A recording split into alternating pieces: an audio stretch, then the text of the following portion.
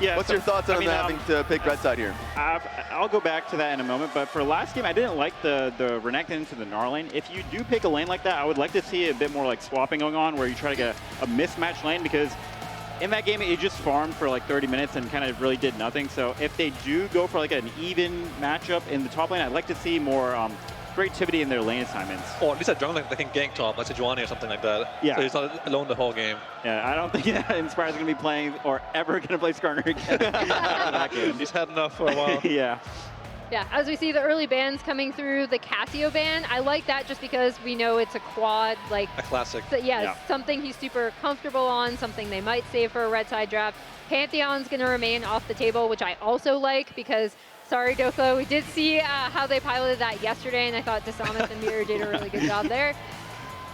I do wonder if they will keep banning out mid laners, VKS. They have done it throughout the series. They banned Orianna earlier, they banned Cassio now. Maybe Victor is the last champ that Quad has that he plays in almost every series. He often plays the whole lineup of control mages. Yeah, this kind of raised the priority a little bit of Ryze as a pick. Aurora as well. Aurora's a good one too. As well here. They could ban one and then trade the other two, pick the one that they prefer. Sai is often picked against Aurora. Saw that in LCK finals last night. That's true. Yep. Yeah, this is pretty good against it when you have double AP soul laners. Yeah, also Whippo comfort pick, so they're going to take it away. Good swap champ as well, like you mentioned before. Yeah, and I'm wondering if Fly just don't remove the Aurora. It has been one of their prio bans this entire series. I actually fully expect that it might be coming through unless they think they have a really specific red side answer to it.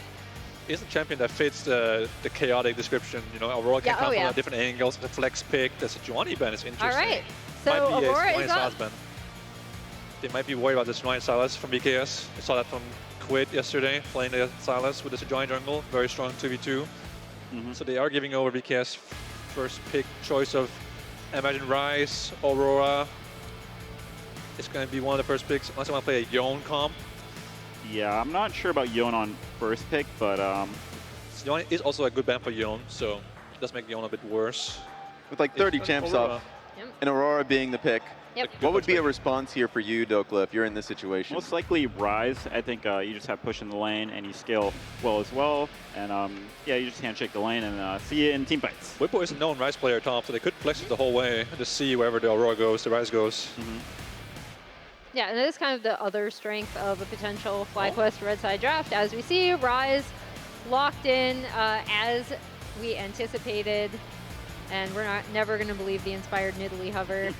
And I do wonder, whenever you get to game 4 or 5 and you've just basically abused every 80 jungle pool here, like what the next 80 jungler is going to be. The Viego ban came through last game, so there is a fear of Viego being picked in this game as well. But outside of that, you get really, what, like Lee Sin? Yeah, you got Kiana, I guess, if we play them. Lee Sin, Kiana, kind of like Neferi champs. It gets really funny really fast in games 4 and 5.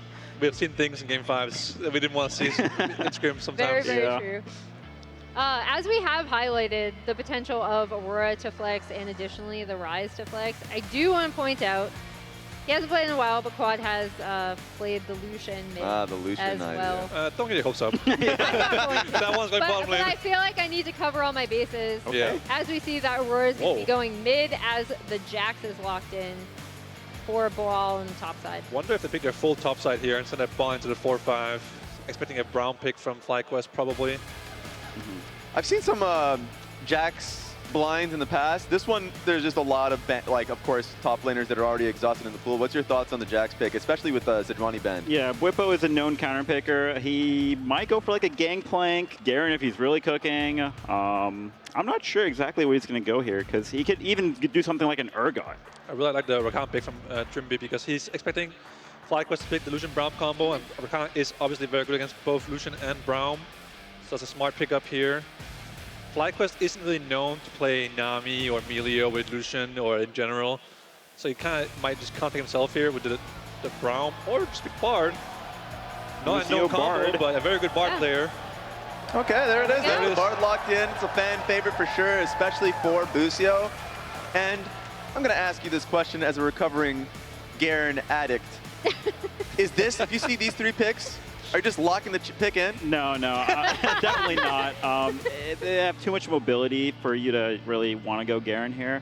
I'm not sure exactly what the best pick here is. I would guess maybe Gangplank, maybe an Urgot He since loves the Gragas too into the Jax. It's a yeah, common- actually, yeah, I forgot about that. common Yeah, I Whipple think pick. Gragas is something. It would be his first option for I've sure. been on the receiving end of that one before. In one Oh, of yeah, my finals. I've been on the It was receiving end too. You're also familiar with that one.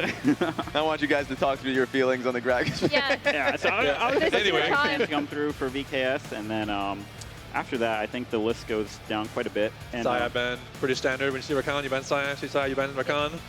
Nothing crazy. Actually, Sven, especially going into 4-5, you know, as an 80 carry, a lot of splits, you have careers of just on 2 80 carries. Now with Zai being banned, you're getting your AD on 4-5. Like, what's going through your mind?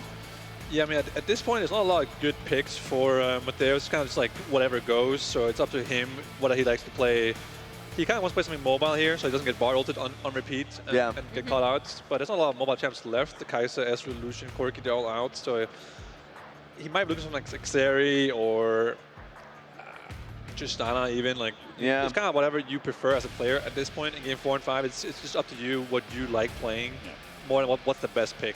You know, Ruler will pick Saya if he could, or next guy will pick Xeri. Mateos, I don't really know his style so well, so... He did pick Yunara, and Yunara is not bad, I think. Yeah. I think that's not bad, yeah. Lane would be a little bit hard, perhaps. I'm curious to see what this second ban is here for VKS. They did ban the Gragas, Yeah, the which Gragas is is the first out. option. And the Garen is out. They banned the Garen. I mean, They know ball. They know ball. They've seen the tape. I want to protect that Jax. Interesting to see the Silas ban coming out. Yeah, From also they FlyQuest. thought it was a jungle Silas ban, or they think Jax is maybe going into the jungle or something. That's what I was wondering, if they were covering for a potential Jax I feel jungle like fight? FlyQuest's ultimates are really bad. Yeah. So it's not really a good Silas angle. So unless they're picking something with a really good ulti here, I don't know why they would ban Silas. I think That's a good ulti though, to be fair. Yeah. Yeah. So maybe There's that's the why. map guy coming through. VKS also would be very heavy AP if they picked Silas here. True. Yeah, But still, Jax does considerable Maokai AP ulti as is well. really OP, so it's fair enough. If I remember looking at the stats throughout the entire year, Whippo's counter pick rate pretty damn high. Would love to have 5-pick super counter. Oh? The Viego hover, Oh. once again, was an expected pick, but I think picking Viego into Maokai Rise would be really difficult. It really goes one way or the other. Yeah, either you get really fed and you're unstoppable, or you're pretty useless and you can't really get your resets going. And I think, you know, VKS comp is definitely a win more comp. Hey, If they're ahead, a they're lot gonna of stay ADs ahead. have been attacked. Trimby is actually a troll, I've realized. The entire series long, he's been hovering picks that he will not play. I'm gonna guess Yunara or Seri. But that one, okay, he's once again, he's just teasing us. He's teasing us. I'm not going to bait. He's hovering the horrifying. Heimer every game. While we're waiting on it, all of the top lane picks that we have mentioned have been banned except for one. Yep. It's the Yunara. It's the GP. GP, Are you feeling it? Urgot are the top two that come to mind for me for Bwippo. Outside of that, I'm not too sure what he'll play. It'd be a surprise if he goes something like a Jace, especially. Inspired is probably going AP, so some sort of frontline Urgot-ish would be not bad, I think. I've liked the Urgot comps if you have like Kai'Sa and Hey. actual. There it is. Yeah. Has he found his wife? Yes, yet. There we go. The Urgot locked in. Nice. Sven, what's your thoughts on the FlyQuest composition? I feel like the first few was a bit whack with the Lucian, Rise, Bard. It's a bit of nothingness, but I do like the Urgot. If he wins lane, it's mega break. You know, Rise can like help him a lot in the early game. So if they win side lane, it's a good comp, I think. They have Bard to move around the map, and Maokai can provide vision for them. So I think if they win side lanes, FlyQuest, they will take over the game very fast. But if they don't, they might have a problem. Yeah, this is definitely a one-item comp at least for FlyQuest here, where everyone spikes roughly at one item, and VKS, they have a really good teamfight comp and a lot of resets on this team, so I'm expecting a pretty bloody game around objectives here. Emily, do you think it ends with this game? I mean, this is a competition that I feel like FlyQuest can pilot really well. It's going to come down to me whether they do get that side lane pressure, because VKS have such insane snowball potential. But yeah, I slightly favor FlyQuest's comp. All right, time to hear from the casters. Take it away. Game 4 starts now. Thank you very much, Lounge. Welcome back, everybody. The first two games of this series were slow for about 15 minutes until FlyQuest won big fights at objectives and then snowballed the game away.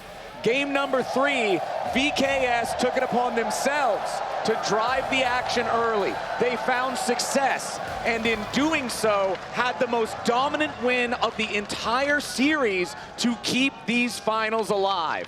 Now in game number 4, they've got that reset potential the Lounge was talking about, and they're going to have to deal with FlyQuest for a second time in a row. And I feel like we're seeing some really high-level League of Legends. The fact that they had the burden of execution on themselves in Game 3 and could accelerate against FlyQuest, the most patient, disciplined team we have in the league. And then also, just to me, watching this Game 4 draft with the knowledge we had from Doklan Sven and the draft mirroring it, these picks are picks that look like it could be a Game 2 or 3 draft. They managed to both find a level of comfort and cohesion, so I'm really looking forward to a well-played Game 4. And speaking of these picks, we do have a lot of star picks for players. Miru has been the centerpiece for this team a lot. Aurora has been one of the most banned champions versus VKS, third most banned over the entire split. Plus, on the other side then, you've got Busio's Bard, which has had highlight reel after highlight reel made about it. And so we are going to start to see some real fun stuff come out in this game. I think, Flowers, you will be happy with the pace of the action. Yeah, and down in the bottom lane, one thing I'm immediately taking notice of, Summoner Spellbook for Trimby, but the Electrocute on Busio's Bard really wants to play for that extra laning power alongside Masu's Lucian. Remember, Lucian is normally a champion who is associated with his best friends, Nami and Braum and Melio. Bard is not in that friend group, but this time around, they're changing up the pairings, and I want to see how aggressively they can play the 2v2. Yeah, Lucian making some new friends here. And I think most AD carries would like to make friends with Busio's Bard, because if you're on the receiving end, then it's going to be a bad time for you. Meanwhile, though, the mid lane that we were also looking at, Miro is able to get the push in here with the Aurora, and the Aurora plus a Viego jungle has a lot of burst damage, so very threatening possibilities of picks, with both Aurora and Viego also having a lot of mobility that FlyQuest are going to have to respect when they're looking for vision around this mid lane. And as much as we do want action, I feel like this is a bit of a threshold comp for FlyQuest, so there'll be a threshold of whether or not Ryze and Urgot can become durable enough to survive Viego Aurora burst. Because that's what VKS is going to be trying to do in teamfights. They have to approach from a lot of angles. They have to fight fast, whereas FlyQuest is a little bit more plotting in their engage. They want to kite the fight out with the Maokai. They want to Bard ult to prevent your engage, and then have the sustained damage of the Urgot and the Ryze later on. Yeah, they definitely want to deny those resets to this VKS comp. Meanwhile, Bwipo on the Urgot, we saw he just goes in. This is what you want your pushing top laners to do. Gets vision on enemy jungle. The confirmation over there. So one thing I want to remind everybody about Urgot, because he has different level power spikes from a lot of other champions, level 9 is much larger for him than some others because it makes Purge become a toggle instead of a cooldown ability, and level 13 is also huge on this champion. What about level 3? It's your final upgrade on your shotgun knees, but those shotguns, it's hard to stay in close range when you're forced to flash back underneath the turret. Disamus, again, putting pressure on early. It's not a first blood this time, but it is the flash out of Bwipo. Yeah, that's really great for Disamus. Still is able to get an early flash burn, even with getting scouted out a little early in this game. Still, plenty of time, goes and gets the bottom side Scuttle Crab and just go for his reset, clear back up towards top side because he cleared from top to bottom before. So you can just position yourself once again to now try and prey on this flashless Urgot. Yeah, and getting Boal in a position to play aggressively is pretty huge. Busio just trying to be a little bit cheeky before collecting those heals. Yeah, look at that little reset there, interrupt by him, and the minions, I believe, did group up pretty nicely in the aftermath. That looked very even down there. It doesn't really matter. So we'll see about the second recalls, because we're heading back and should just be full clears once again. Yep, just making sure that our junglers can stay farmed up here.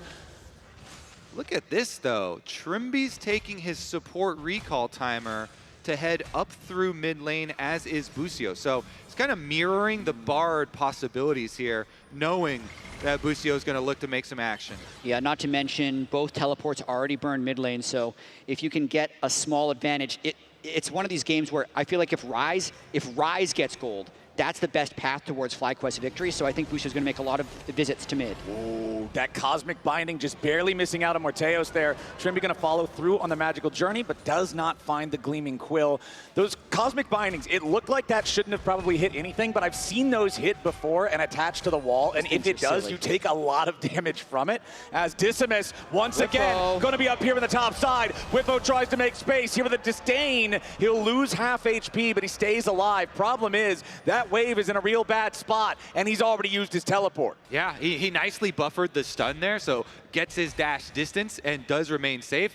As we set up, though, the Viego clearing up towards the side, it does put, as you say, a lot of repeat pressure here onto the flashless Urgot, and since Boal's got his wave nicely in front of his tower, he's got easy access to his money. Yeah, nice fog there by Quad running towards the side lane to allow Whippo to shove that lane out, kind of rescues that gank.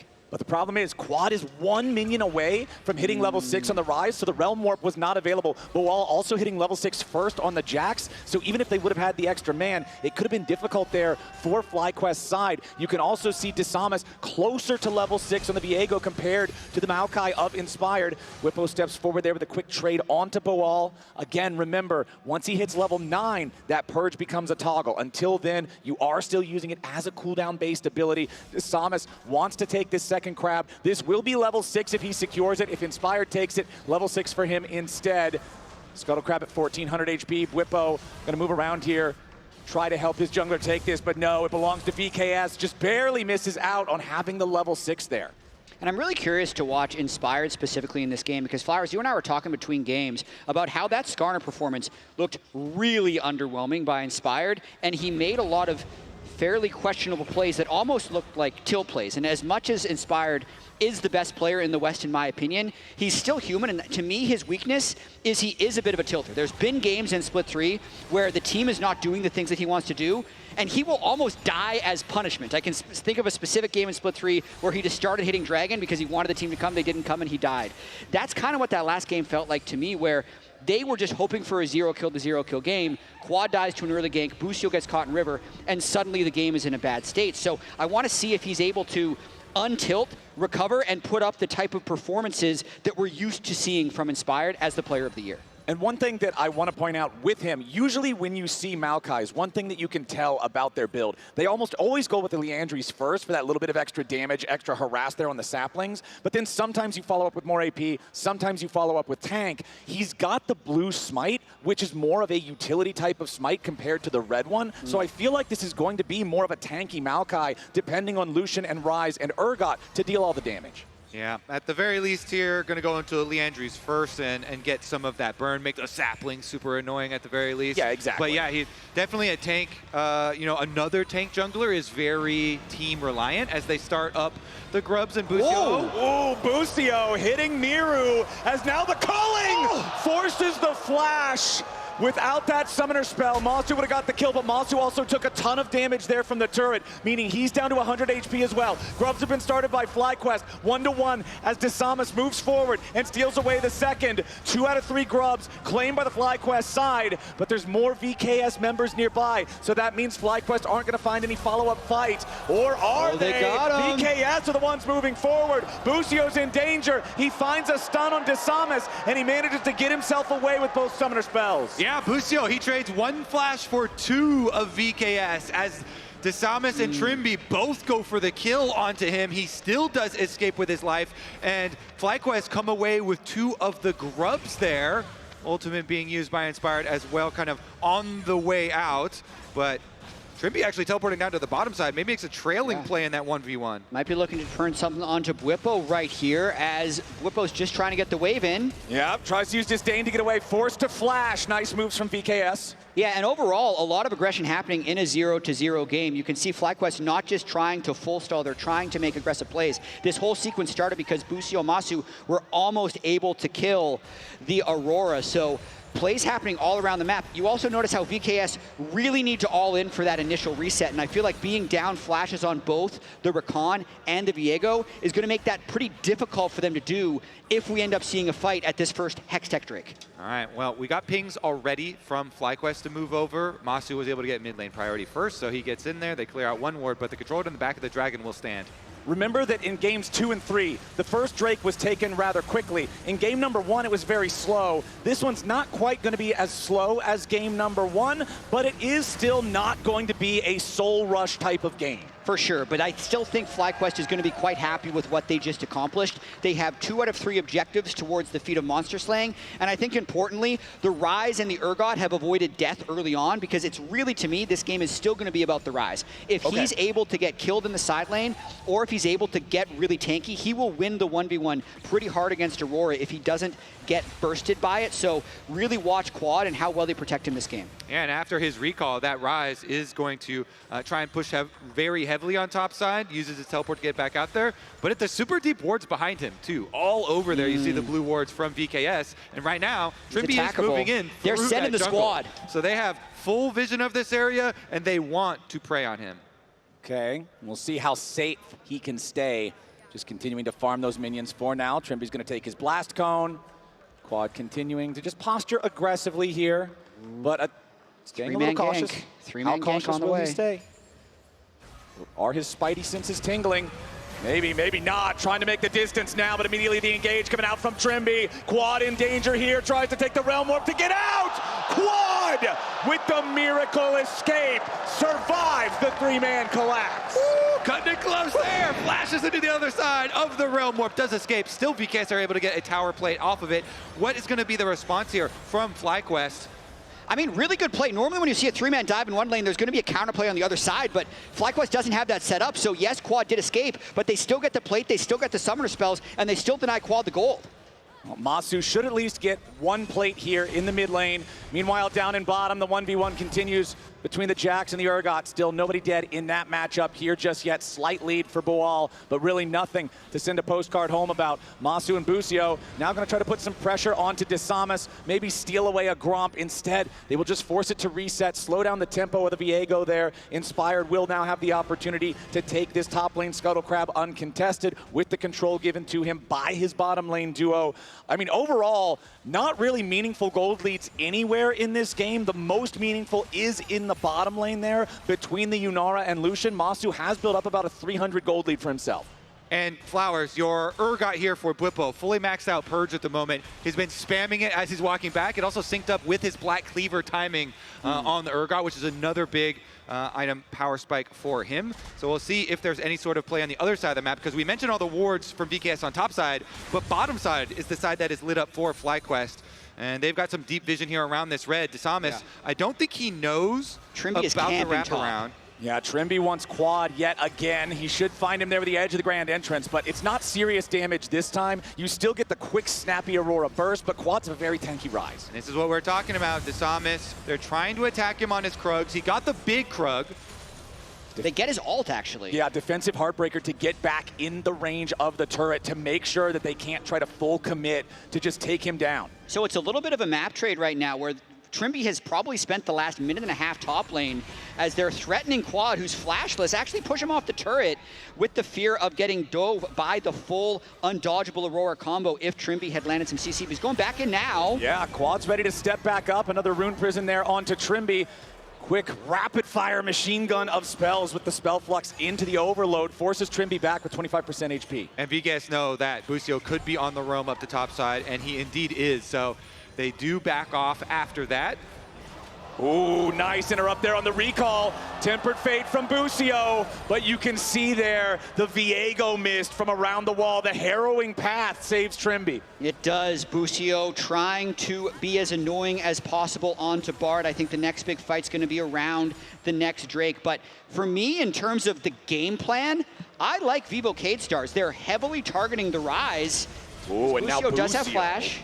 Yeah. They're heavily targeting the Rise, whereas FlyQuest, I feel like, is making sure Bwipo's in a good state. But I still really feel like if Quad gets set behind, it's going to mean very good things for Vivo Keyd Stars. So Quad on a bit of an island, I feel like, trying to survive this onslaught from Trimby and Decimus. To his credit, he's done a good job on that island, and is still saying, you know, very, very competitive for himself. Is working still towards the Rod of Ages completion here, so he can start that getting stacked up. But early Merc Treads goes a long way in survival and trying to outplay some of this pressure. He might be stranded, but he's got a shelter, he's got some food, he's managed to build himself a fire. He's investing in his 401k, I feel like. That's the tier and the ROA. He's like, no matter what, I'll still get some transforms later. All right, now down in the bottom lane, Jat, you already mentioned Bwipo hitting level 9, has the fully leveled up Purge, means he can toggle this whenever he wants. Level 11 now ticked over for the Urgot, so Fear Beyond Death up to level 2. That Urgot ultimate is actually such an insane teamfight mechanism if you get the big AoE Fear execute. Interesting that they are showing the bottom invade from Busio, but Inspired is actually topside. So they're splitting their support and jungle moves at the moment for FlyQuest, and Inspired... Masu wants to try to force something early for Teos, but a Tempered Fate to keep Masu alive, as now the Maokai ulti comes in to try to back them up as well. Redemption to heal Masu, but Busio's now in danger. Miru wants to go in between worlds, but he can't find the chance. Bwipo looking for the assassination, but he's not in range. Are you kidding me? Busio's Bard is a cheat code. The fact that they lived through that after Masu flashes early and gets caught by Trimby. Redemption, Bard ult, healing him at exactly the right time, and that delays this 4v5 for Quad to get some damage on the turret. Okay, it allowed the top side to get pushed in. Quad on Rise does get the minions into the tower, got a little damage on it, and now he wants to contest. Yeah, he dodges the grand entrance, but now Disamis, he lands the Spectral Maw. There's a redemption. Quad staying healthy, healed up through that one, and Quad's interference is enough to stop this Herald. Meanwhile, the entire time, FlyQuest is taking the Dragon. They're going to secure Drake #2 and the feats of Monster Slaying. This is great for them, buying time with that fight mid lane. Quad then extending the tempo lead. Not to mention, they don't even have to trade this. They pulled off completely to the Rift Herald, which could potentially allow them to take it with their next tempo as Quad gets his Roa and teleports back on the map. Yeah, more impressive stuff from him on the island there, delaying and stopping even the Rift Herald attempt. So no objective traded over on the bottom side though. Ooh, that was just barely out of range. Boal looking for the counter-strike with a half HP Bwipo. Let's see now, because Busio maintaining vision and kind of roaming around to keep track of VKS. He's kind of also allowing Inspired to clear the rest of your camps because Maokai does not want to fall behind. Inspired keeping up very high farm on this Maokai because Busio is creating a lot of time, being annoying. He actually can keep on power farming through here, so is going to get the bop camps. Maybe he wants to play off of Bwipo. He has another Maokai ultimate ready to do so. This is a game 4 that feels like a game 5 with no kills yet at 17.5 minutes. But now Inspired and Bwipo are going in after Boal. They immediately mark him with a Fear Beyond Death. Twisted Advance ready to follow it up. Into the grinder he goes. First blood for Bwipo. And this turret is going to allow them to get feats of strength. The 2 Drakes, the 2 Grubs, and the turret. I love how this game has felt so tense as that is the first kill at 17 minutes. Disamis coming down now. Going to find Bwipo at the Krugs. But this is not a fight you want to take. Heartbreaker to safety, and Bwipo's not done. Strong. He's in a 1v2, and he likes the odds. Bwipo, so powerful here on the Urgot. Now goes in for the disdain, point blank, but he doesn't have the damage. Bwipo overplays his hand and falls. He flashed in because there was a third on the way. Let's see what FlyQuest can do with that pressure. Yes, he does go too far, but that was essentially 4 people that were drawn bot. Boal, who was killed, and the 3 who eventually killed Bwipo. So they kill top turret with Quad, and they start the Rift Herald, but likely have to back away. Yeah, Bwipo got a Gatling gun, and he wanted to use it there. He just wanted to keep using it, man. He got addicted to the feeling. He chased off the Viego and got a little bit too hungry there. See about the ramifications of it. Will it be more than just the 1 kill for VKS off that? And the critical thing about that, look at Bwipo's EXP. He's about 20% away from 13, and if he's level 13, the cooldown on each shotgun leg is halved compared to level 12. So it would have been so much easier for him to get that kill with just a little more EXP. Yeah, but now he's got no flash, and because of the death timer, they're going to be late on this Rift Herald attempt. Okay, Herald secured by VKS. Feeling good about that one as Inspired has to try to get away. Busio with a Tempered Fate, buying some time for the team. VKS now on the run as Inspired's ulti flies out. Boal again, locked up with a Fear Beyond Death. The culling comes through. Miru's going to be the target here. Masu flies in. He's going way far. Bwipo takes Boal out, and Masu stays alive. Disamis goes in for the first reset, but what else can he do? He dies. A double kill for Bwipo, and FlyQuest get a 2 for 1. This game is on a razor's edge. You could tell Inspired was not wanting to give up that Rift Herald. He stuck around in a 2v4 and nearly gets one shot by this engage. I'd say Bard's ultimate saves him to delay time for the rest of FlyQuest to arrive. Exactly, the ultimate, and then also he landed the stun onto Morteos right there before, so he got the cleanse out early, and then once Inspired fires off the ulti from his Maokai afterwards, allows them to chase through. And then Masu, I gotta think that must have been a misclick. That is nearly suicidal. Ends up actually costing him his life, but it is traded for the Viego after he went in for the execute. And technically, if we're counting up the extra cooldowns, the Viego flashed over the wall to make sure that he could get that. So that is an extra flash in addition to the 1-for-1, but it seems like it's not just Bwipo getting super hyped up in this game and going for blood. Yeah. Everybody is getting into the pace now. And you can feel the tension knowing that VKS bounced back with that 22 kill to 2 game 3. Even though this was the slowest first blood in the LTA playoffs, it hasn't felt like that. The pace of this game has been high as they're constantly trading tempo and gank attempts. Big thing now, 45 seconds until the third Drake is live. Both Drakes so far have been secured by the FlyQuest side. Otacon also on the map, but he's on the opposite side of the rift. In the previous game, when VKS had all that early soul pressure, Otacon was right next door. It creates a much different situation compared to the split map. As Miru steps up and level 13 Bwipo with those maxed out shotgun knees is waiting in the brush. Miru already using the weirding. Bwipo tries to go in. Otacon gets aggroed. Fear Beyond Death finds Miru, but where's the rest of the damage? They gotta try to take him low, and he's down. Busio gets the kill. Trimby's got to try to get away. And FlyQuest go for the Tempered Fate. Disamus, beautiful disengage there with a Heartbreaker. But now Boal's got to be careful. FlyQuest looking for the Jax. Yeah, he's got nowhere to go. He's in the alcove. He is trapped by FlyQuest. Bramble Smash to slow him down. Immediately with a twisted advance. Boal is the target, but where's the rest of the damage to take him out? Quad finally arrives, picks up the kill, but the Rift Herald is summoned up here in the mid lane. And Otacon is going to be FlyQuest. It's about what VKS can get on the other side. They've just given that away, knowing their two soul laners are dead, but they crashed the Rift Herald mid, and they're likely going to delay this soul unless Bwipo's feeling it. He's got a huge gold lead on this Urgot, and he's going in with Busio. He's got Busio next to him, 4,000 HP here for the Drake. Bwipo steps up, but a TP's coming in for VKS. They're putting the damage into Bwipo, but he and Busio want to go on a magical journey away. That's one. Trimby's first to die. Bwipo's in a killing spree, but it'll be traded 1-for-1. The Dragon will lose its patience and head back home. Now Inspired's in the area, but there's nobody else that can show up in time. He has ult. Do they want to go for a long play? They do. Here comes the ulti.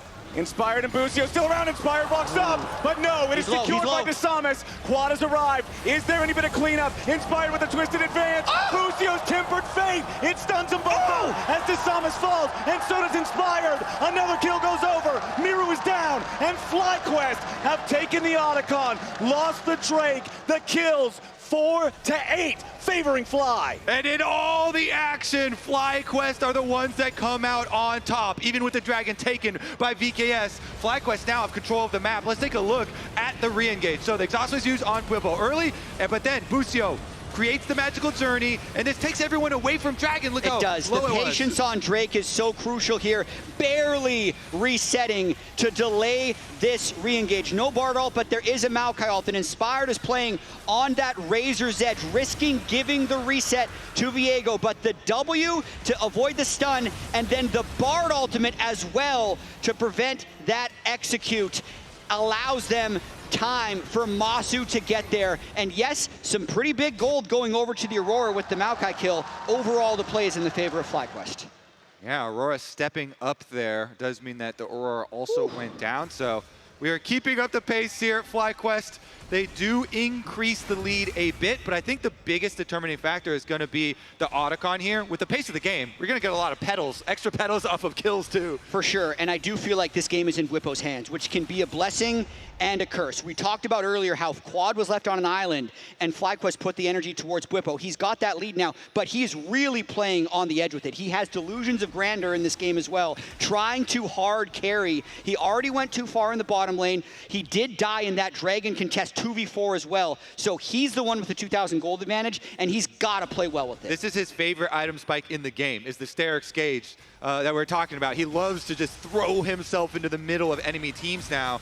So he's got upgraded magic boots here for the extra magic shield, plus the Sterix Gauge shield for him.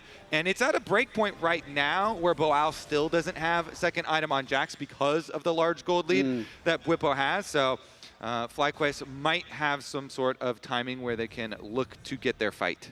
And another big item here, on top of the two 401k items that you talked about earlier, Jack, with the Rod of Ages and the Seraph's Embrace for quad, he does have an unbroken Seeker's Arm Guard, massive playmaking tool. So both solo laners on the FlyQuest side have very powerful survivability items. And also, in my opinion, the upgraded Mercury Treads from Feats of Strength are OP in the side lane, because any of these sideline fights are never one-shots, so you're getting multiple rotations of that shield. So quad against Aurora, and even the little bit of magic damage that Boal's Jax will do, makes quad feel very strong inside.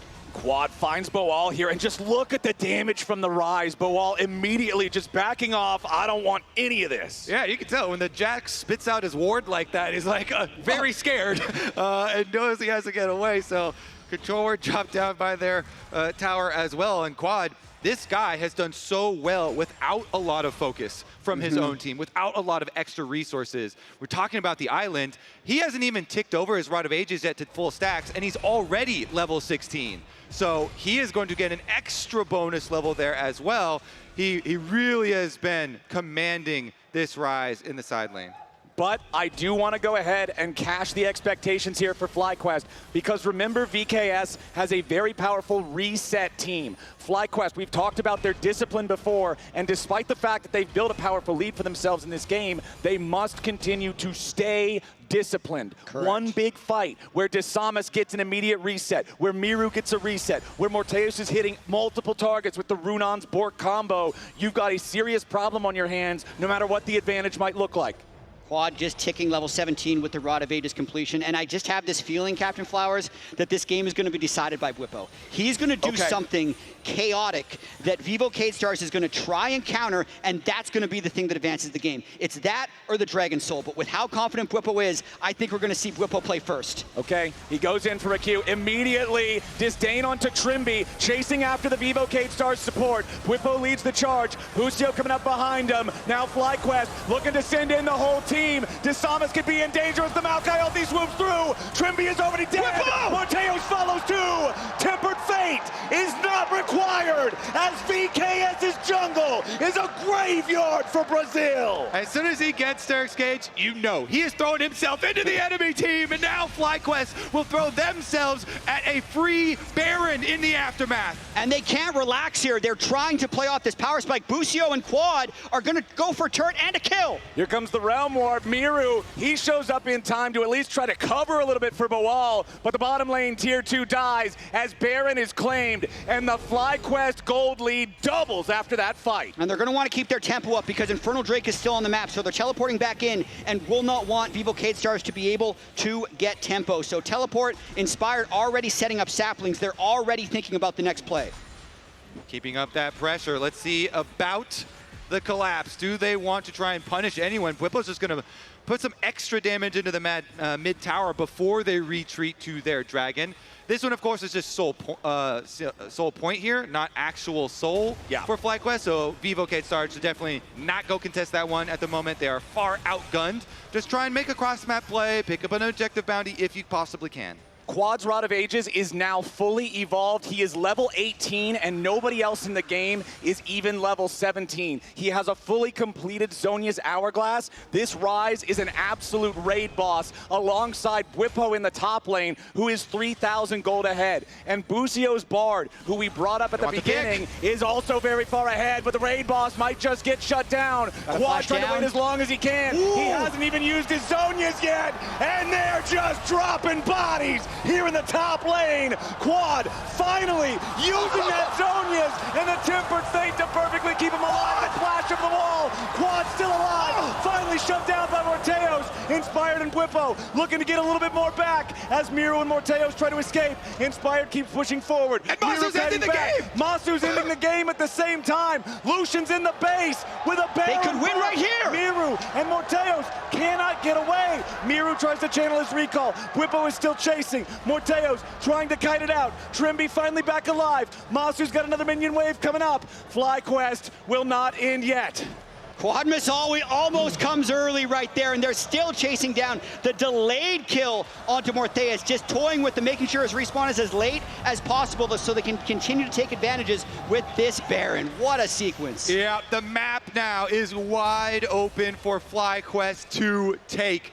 Very big delay, 40 seconds left on the respawn here for Yunara.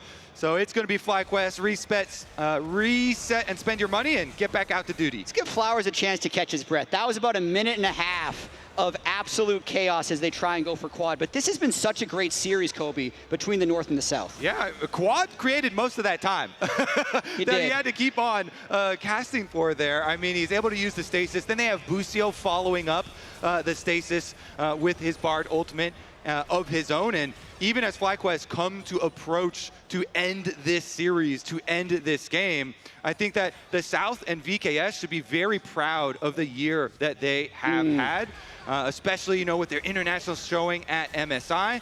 This has been, the best year for Brazil in a very, very long time. Yeah, absolutely. With split one going 8 games to 1 for the North, this split has been 14 games to 7, and it's a big fight here. Inspired is the target. He's taken down before anybody can save him as FlyQuest swoops in to try to get something back. But VKS are defending themselves. Everybody on FlyQuest very low. Whipple's on a rampage though, and VKS are collapsing. Morteos cannot find the damage. Desamas, the only one left alive. That might be it. Quad, Masu, and Busio. FlyQuest pushing forward, looking for the end of the game. Quad is low, but he can recall and teleport back in for the game-ending push. Desamas has to survive alone. They're going to have supers crashing from the other side as well, so they want to end right here. Desamas about to die. FlyQuest onto the first Nexus turret. They have been the best team in the North all year long. They have conquered the best team in the South twice in a row. Let there be no doubt. They are the best team in the LTA, and FlyQuest are your first and only LTA champions.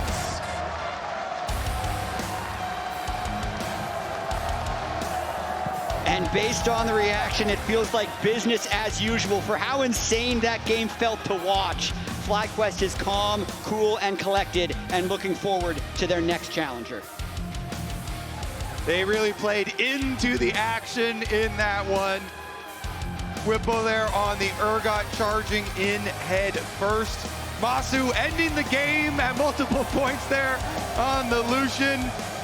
And there it is, the LTA trophy. That is a beautiful trophy right there. The legacy of this FlyQuest team in North America, winning Summer Split in 2024, winning Split 2, winning Split 3, and now winning the first and only LTA Championship. They are the best team in the LTA. What an incredible journey they have had this year. They have been the team to beat for everybody here in the North. Vivo Keyd Stars seriously stepping up and rising to the occasion here to challenge them at the LTA Championship at the finals.